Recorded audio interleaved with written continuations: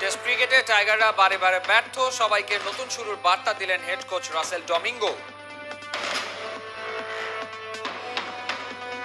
আমার মনে হয় যে আমাদের টেস্টে ভালো করাটা ভেরি ইম্পর্টেন্ট এবং ইনশাল্লাহ আমরা এটা এখান দিয়ে শুরু করতে চাই। আজ ছিল মনোনয়নপত্র জমা দেওয়ার দিন। পূর্ণাঙ্গ প্যানেল নিয়েই বাফুফে নির্বাচনে জয়ের ব্যাপারে আশাবাদী কাজী সালাউদ্দিন।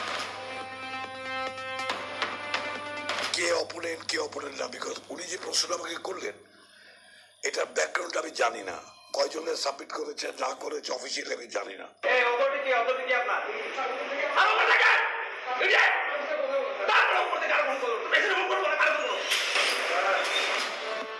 অসুস্থ বাদল রায়ের কাগজপত্র জমা দিতে গিয়ে বাফুফেতে হেনস্থা, শরীয়তপুরের কাউন্সিলরকে বাফুফেতে ঢুকতে বাধা।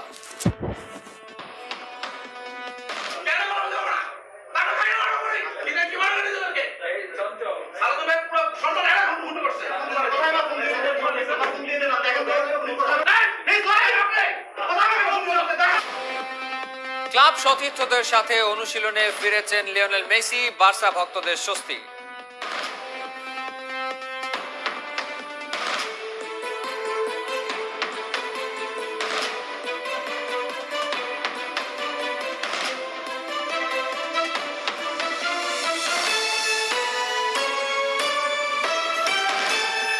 স্বাগত ৭১-এর খেলা যুগে আপনাদের সাথে আছি আমি ফাহিম রহমান। বড় কোনো বিপদ হয়নি। ক্রিকেটার সাইফ হাসান আর একজন কোচিং স্টাফ ছাড়া সবাই করোনা মুক্ত। বুধবার থেকে অনুশীলনে নামবেন সুস্থরা। সংবাদ বিজ্ঞপ্তি আকারে এই খবর প্রকাশ করেছে Bangladesh cricket board BCB. Shamsul আরিফিনের রিপোর্ট।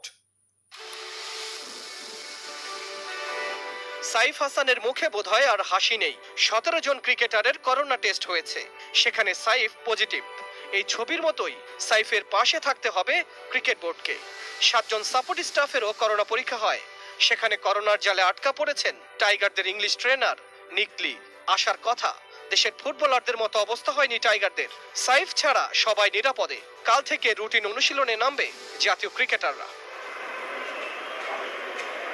অন্তত আরো ২ দফায় আছে করোনা টেস্ট।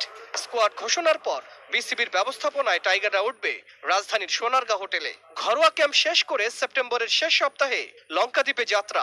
শ্রীলঙ্কায় পৌঁছানোর পর আরো একবার হবে টেস্ট। পাশের এই দ্বীপ রাষ্ট্রে কতদিনের কোয়ারেন্টিন করে জানাতে পারেনি লঙ্কান ক্রিকেট বোর্ড। কেন্ডি ও কলম্বো প্রাথমিকভাবে ২টি ম্যাচ ভেন্যুর কথা শোনা গেলেও এখনো পর্যন্ত সেটিও চূড়ান্ত হয়নি। শামসুল আরিফিন, ৭১। টেস্টের ব্যর্থতা ছাপিয়ে শ্রীলঙ্কাতে নতুন শুরু করবে বাংলাদেশ। ক্রিকেটারদের কাছে এমন বার্তাই দিয়েছেন হেড কোচ রাসেল ডমিঙ্গো, জানিয়েছেন cricket operations chairman Akram Khan. আকরাম আরও জানান, দেশে চলে আসা কোচিং স্টাফরা কে কবে কাজে যোগ দেবে সেটা এখনো চূড়ান্ত করেনি বিসিবি। দেবচৌধুরী রিপোর্ট।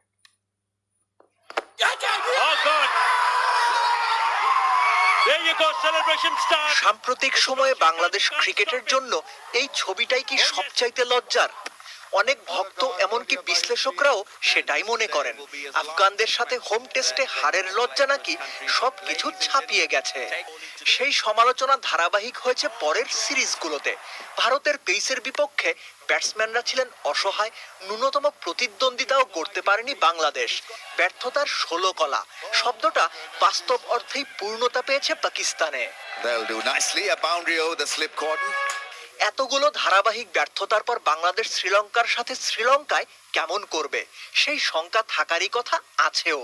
টিম ম্যানেজমেন্ট তারপরও প্রত্যাশা করে, যেহেতু ৩ টেস্টের সিরিজ এবং সাকিব আল হাসান ফিরছেন, তাই বাংলাদেশের পারফর্ম করার এবং সাফল্য পাওয়ার সুযোগ রয়েছে। তারও আগে মানসিকতা বদলে ক্রিকেটারদের নতুন উদ্যমে শুরুর নির্দেশ দিয়েছেন হেড কোচ রাসেল ডমিঙ্গো।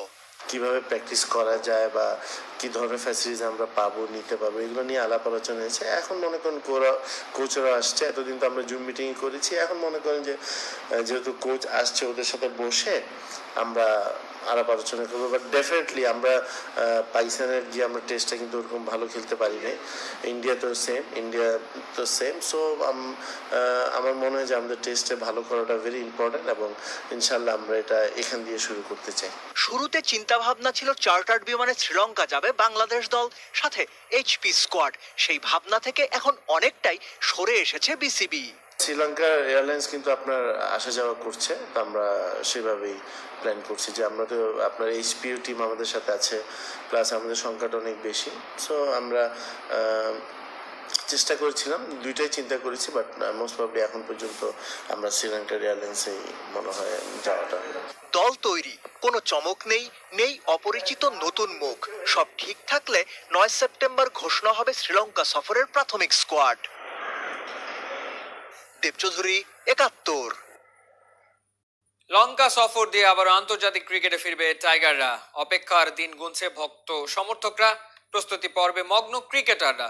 যে যার মতো করে তৈরি হচ্ছে রাবণের দেশে গিয়ে বাঘের গর্জনে ক্রিকেট বিশ্বের দৃষ্টি কাড়তে। দলের তরুণ তুর্কিদের প্রস্তুতিতে চোখ রেখে তাদের ভাবনা জানার চেষ্টা করেছে খেলাযোগ। সিলেটে আবু জায়েদ রাহির প্রস্তুতির কথা রহমান পেয়ারের রিপোর্টে।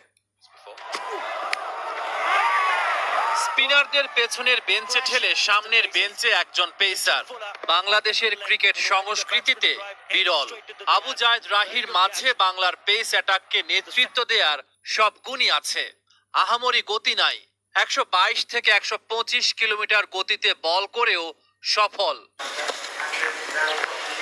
গল্পটা লকডাউনের আগের, বন্ধ দুয়ার খুলে যেতেই মাঠে রাহি। কোচদের নির্দেশ মোতাবেক ফিটনেসটাকেই প্রাধান্য দিচ্ছেন। ইম্পর্টেন্ট হলো ফিটনেস, আর বোলিংটা অ্যাটলিস্ট যেন 70-90% করে নিয়ে যেতে পারি। শ্রীলঙ্কাতে গেলে হয়তো বা 1 মাসের ভিতরে স্কিল ডেভেলপ করা সম্ভব যদি ফিটনেস ভালো থাকে।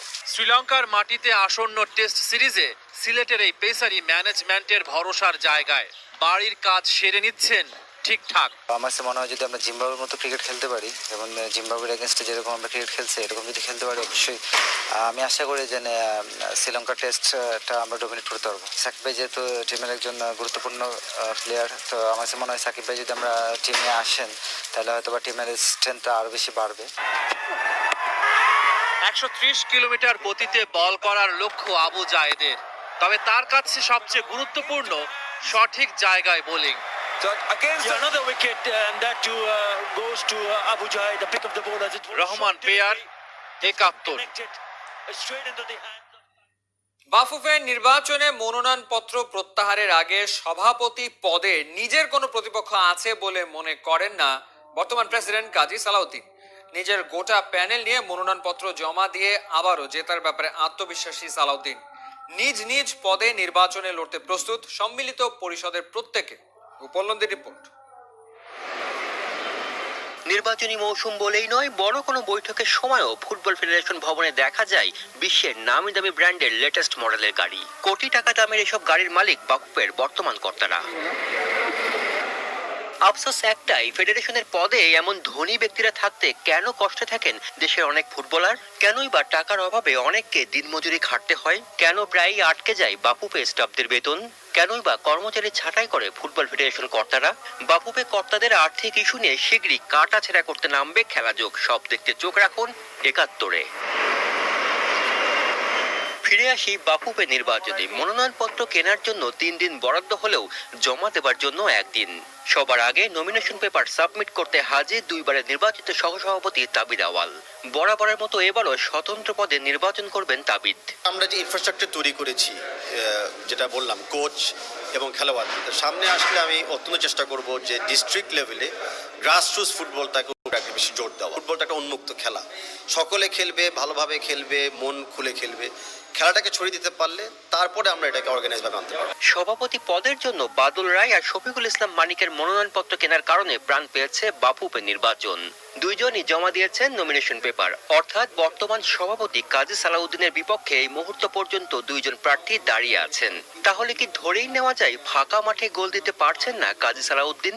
আমরা 14-15 তারিখে উইথড্র ডেটের পরে যখন আমরা ফাইনালি আপনাদের সামনে আসবো, আমাদের ইস্তেহারটা দিব, ফুল স্কেডিউলটা দিব। বাট এখন I think it's too early to say যে কে অপোনেন্ট না, বিকজ উনি যে প্রশ্ন আমাকে করলেন এটার ব্যাকগ্রাউন্ড আমি জানি না, কয়জনে সাবমিট করেছে না করেছে অফিসিয়ালি আমি জানি না। Until officially I know who are the candidate, তখন আমি উত্তরটা দিতে পারবো। 3 অক্টোবর বাফুফে নির্বাচন, তার আগ পর্যন্ত জমজমাট থাকবে ফেডারেশন ভবন। বিপক্ষে পূর্ণাঙ্গ প্যানেল এখনো পর্যন্ত ঘোষণা না হওয়াতে দারুণ ফুরফুরে কাজী সালাউদ্দিনের সম্মিলিত পরিষদের সবাই। সামনে যে নির্বাচন, সেই নির্বাচনে সম্মিলিত পরিষদের ব্যানারে কাজী সালাউদ্দিনের নেতৃত্বে আমরা 21 জনের একটি দল, একটি টিম আমরা এই মুহূর্তে সাবমিট করেছি। আমরা ফুটবলের লোক, ফুটবলে কাজ করেছি, ফুটবলের কাজ করতে চাই, সামনের দিকে যাতে আরও কাজ করতে পারি সেই সুযোগটা যাতে করে দেয়, আমি আমার ডেলিগেট বিন্দুর কাছে, আমাদের কাউন্সিলর বিন্দুর কাছে বিনীতভাবে আপনাদের মাধ্যমে অনুরোধ করব। চূড়ান্তভাবে 3 জন সভাপতি, 2 জন সিনিয়র সহসভাপতি, 8 জন সহসভাপতি আর 36 জন সদস্য পদের নমিনেশন পত্র ক্রয় করেছেন। 12ই সেপ্টেম্বর মনোনয়নপত্র প্রত্যাহারের শেষ দিন। ওই দিন পর্যন্ত যারা টিকে থাকবেন আদতে তারাই লড়বেন বাফুফে নির্বাচন। উপাল নন্দী, 71, ঢাকা।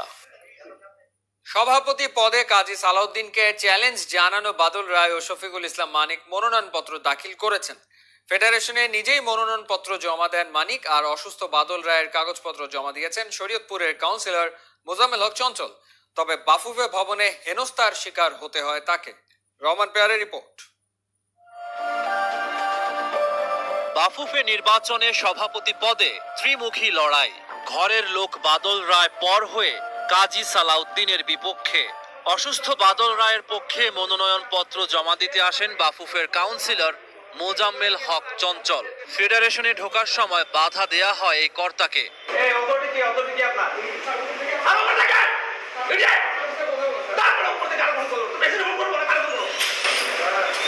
কে জানে বাদল রায়ের সভাপতি পদে নির্বাচন করাটাকে হয়তো সহজভাবে নেয়নি বর্তমান কমিটি।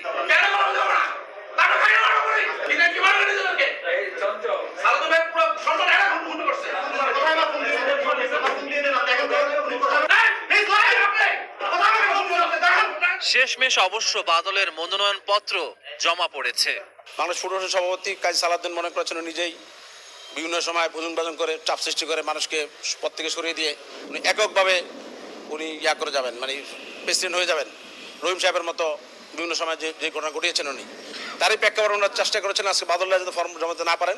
বাদল রায় আলোচনায় থাকলেও নির্বাচনের দৃশ্যপটে কখনো ছিল না শফিকুল ইসলাম মানিকের নাম। শীর্ষ পদে এই ফুটবল কোচের প্রার্থী হওয়াটা চমকই বটে। মনোনয়নপত্র জমা দিয়ে ভোটের লড়াইয়ে থাকার ঘোষণা দিলেন মানিক। সভাপতির চেয়ারে বসে বদলে দিতে চান বাংলার ফুটবল। 12 বছর আমরা এই কমিটিকে দেখেছি, তারা ফুটবলের উন্নয়নের চেয়ে আমার মনে হয় কথা বেশি হয়ে গেছে। সেখানে ফুটবলের উন্নয়ন হয়নি। আমরা যেই জায়গাটায় এখন থাকতে পারতাম সেই জায়গাটায় আমরা নেই। আমি আশা করি যে আমি শেষ পর্যন্ত লড়বো, কারণ একটা কোচ তো 90 মিনিটের খেলায় কোচ কিন্তু 2 গোলে হাঁটতে থাকলেও তারপরে লড়ে যায়।